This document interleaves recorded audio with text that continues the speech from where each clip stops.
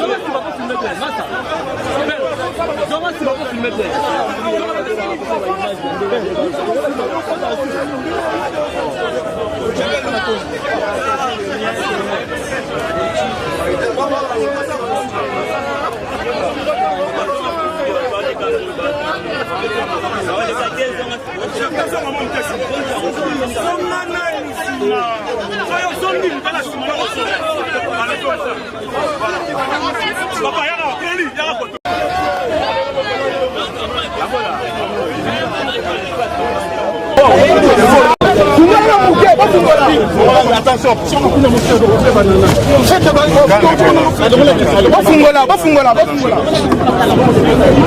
ça va.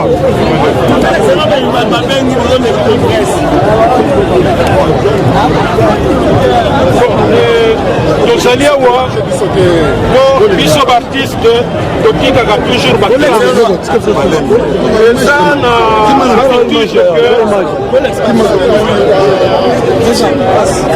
Ceux qui artistes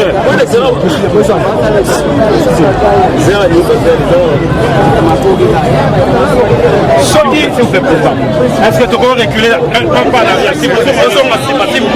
Reculez deux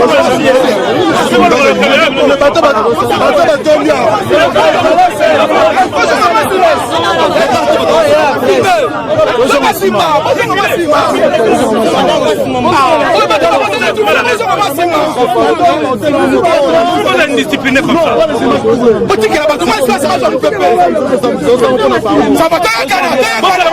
Faites ça dans l'ordre s'il vous plaît. Mais il ne faut pas mettre les gens mal à l'aise. C'est pas une émission de la télévision ici. Oh. Voilà, nous sommes dans tout ça. L'artiste ne va rien gagner. Il va rien gagner, tout même sa famille. Que vous faites n'importe quoi. Pourquoi toutes ces caméras sont là?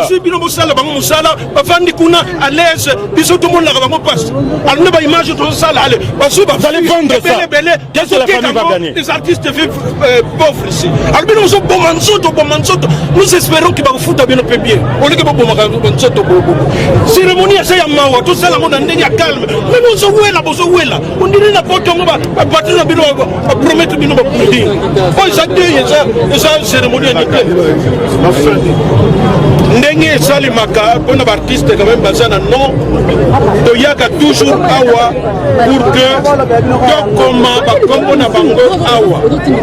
Poétique là, na mémoire ya batu nyonso, étranger nyonso, azala popaya, topé mutu na biso ya mboka, soka yena Kisasa, soka yeki aleki awa na place des artistes, mais lieu touristique, akoki kotanga bakombo ya artistes oyo batika biso. C'est malheureux que liste en oiza et so comme ka belé.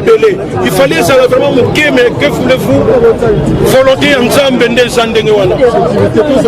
Alors si quand on longola elamba bobomona kombo ya ndeko na biso kululu etikali awa libela. Voilà, la combo d'artiste comédien nyonso tout la combo ANTPC nyonso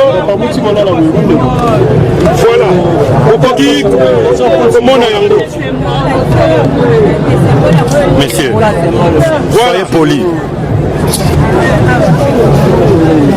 Pour ici, c'est fini.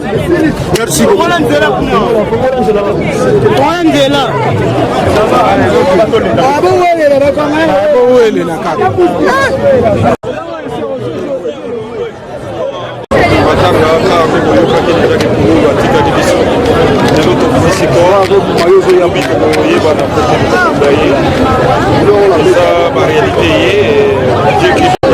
Disons, nous faisons qu'accompagner notre frère, notre ami à sa dernière demeure. Voilà, et les corps viennent de sortir tout à l'heure. Nous sommes à Victoire, à la place des artistes. Et puis après ici, nous allons directement, là nous allons exposer les corps à Vélodrome. Et puis demain, nous allons aller enterrer au cimetière Nécropole entre ciel et terre. Et nous compatissons évidemment avec sa famille biologique, évidemment avec sa famille artistique.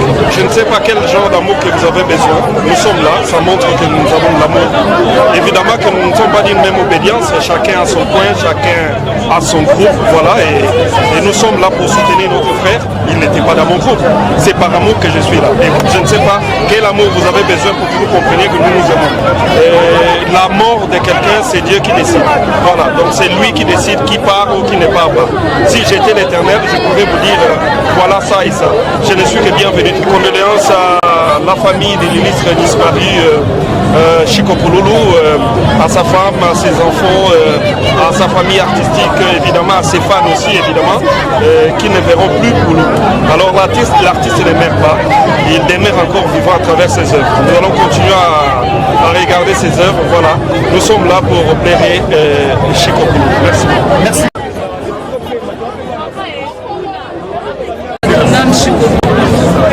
C'est toujours gravé dans nos cœurs, pour nous, ça doit être sauvé.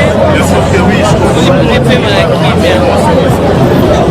tolé la Chico Pouloulou parce que elle a quand même mon temps qui n'a passé d'ailleurs qui est de bravo de la chambre en cas il y a pour faire la égoïste, soit égoïste dans l'année de voilà. C'est bon les gens. Voilà. Et là on a ça parce que bien sûr on a la sécurité. Ça l'a l'air donc on avait pas mal dans le donc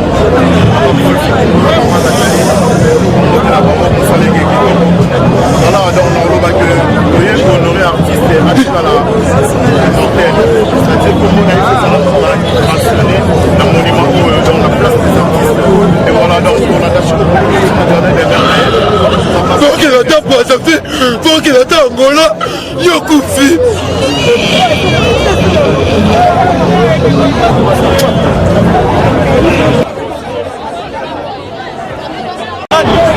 On est des artistes quand on a besoin de fou, vous savez. Donc Bissot, nous ne sommes pas un parti politique. Et puis nous sommes, en tant qu'artistes, nous sommes notre opposition, ce qui nous unit, c'est l'art. Et puis en démocratie, il faut obliger Moutouké à Zalaka Kesikamoku. Ce qu'on est obligé à Moutouké, il n'est pas démocrate, c'est un dictateur. Parce que même au niveau, par exemple, du sport, je vous dis dans le sport, on doit comprendre bien. Renaissance à Salah Steba. Mindana Samu Kabilima Drago. La stade de Zalgana Bisoka 30, 40. Mais soit Nangai. Pourquoi nous mettons un dago na sumu menengenini ba vita ba nini zaliyo bonika Drago et no bakala. Mais c'est mon choix. Président, vous remarquez au moins que l'artiste comédien Belé, malade et Belé, Bambassou, doit habiter. C'est par rapport à la conflit, à la marché, la production ou bien qu'est-ce que tout simplement parce que les artistes comédiens sont très connus et puis sont populaires. Mais ce qu'on connaît dans le quartier, bateau bazana Bambassou et Belé Belé, on a artistes comédiens. Et puis Moutouma Kouchaï Kate, na balala na bino batwa so Bambassou 4. Mais baso qui peut bangoter. Mais ce qui manque kaka na quartier Mobimba, as artistes comédiens, as Mbassou. Et comme ça, et ba kusala ngoni. Yo yebina on a tira comme batu bakufa na moi. Mais les gars mais ce artiste mon comédien a Koufi une fois après 3 mois, 4 ou 5 mois, mais ça va faire du bruit. C'est tout simplement parce que nous avons pignon sur rue. C'est-à-dire que comment battu ya battu. Ce qui est problème que j'allais, tout le monde se sent concerné. Mais ce que ça on a au Koufi même l'exé photo là yo awa tout ça. Directeur et Bobi Babara on a tra mais au monde rabat. Mais des comédiens comédiens sur les hôtels parce que de quota dans le thème ya battu. Déjà un peu faut spéculer pour rien du tout. Votre mot de la fin pour réconforter la famille de l'illustre disparu et aussi aux autres artistes et comédiens qui sont encore vivants.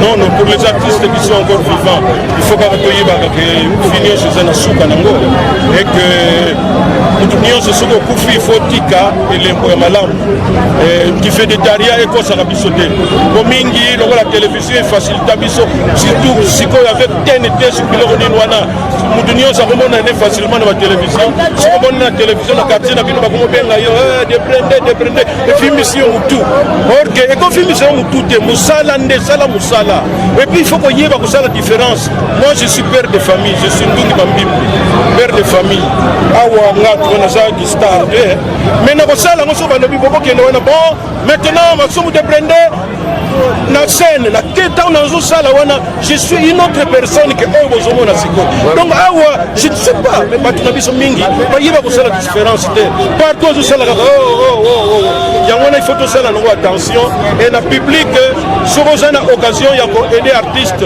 pour que musala na yeke ne boso ko hésiter te bosoki azo bongisa yango batu nyonso bako bénéficier la facilité ya musala o bozo pesa. Alors papa Masumu question na nga ekozala boy. Alors pour mettre fin à la séparation ou la querelle entre vous les artistes. Et ça comment? Non parce que Toyoki biso Toyoki il y a la séparation entre vous que Missou Balingaki et le mec il avait reprendre Missou sous organisation et même un côté mutilé. Donc biso Toyoki y a en attaque presse. Ah donc presse Mozaki qui dit trop. Donc ça les 5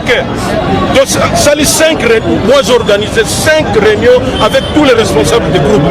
Donc ça la débat na sangisi batu nyonso. Lokola toza na deuil. Ezala ba mundo eri ezala ba mindondo tout ça. Bino bomoni tolela wapi. So mutu alobi défendre pourquoi. OK. Yo wapi na ngana moni et puis to sali faute. Ya lobi bino bomoni ndenge ni majorité compte tenu ya ba réseau et tout ça. De retenir pour moni net par exemple pour kolela pululu. Nous avions 3 possibilités. La première possibilité, impossible, on a remarqué que la fikine moyen, esplanade, place de l'élève Mundoueri, moyen sous des mots francophonie à fikine. Deuxième possibilité, stade. Donc il y a un stade, donc il paraît fit à l'eau, impossible. Donc il y a un saut, ok. Donc il y a avec tout ce qu'il y a comme embouteillage. Donc il y a la difficulté de zonga. Dernière possibilité na biso mena qui on a dit bon puisqu'on n'a plus d'autres choix et puis bande qu'on a biso pe ya bande qu'on a biso azana kitambo fanda kina bango chers amis donc ya awa est-ce que vous nous assurez que sécurité pas de problème et pour annoncer en gonda dans tous la réunion sous ka tous nango avant-hier oui donc là toujours tant que une décision même ce que les gars qui préféraient à la telle place mais compte tenu de se mettre d'accord donc au moment où je vous parle si tu trouves un artiste comédien qui est en train de bouder là-bas cela veut dire que alandakane donc parti so bakana beta matolo so wapi kuna tant bato bongisa makambo basate ou bien so mela gene na yena kibini na ye akoye bon mais ndenge ni mais nyonso to arrange kango comme il se doit ndenge so moi je suis tranquille et puis to sala makambo nyonso en accord avec la famille to sala que loko moko te sans accord la famille. Merci papa Masumu olobi trop il faut remettre la main o ezali loko la dernière mot na autre mot de la peine yo na o notre interview au les gars au ko lobani mais moi suka na sina lobaki que mutu nyonso azana occasion ya ko soutenir un artiste comédien à Sala Yango parce que ceux qui artistes wana abongisi musala c'est tout le monde qui va bénéficier de ce talent là. Nous sommes à la disposition de la population et surtout ceux qui artistes wana azo sala bien et puis azo que la sens d'éducation il faut vraiment l'encourager. Merci papa Masumu na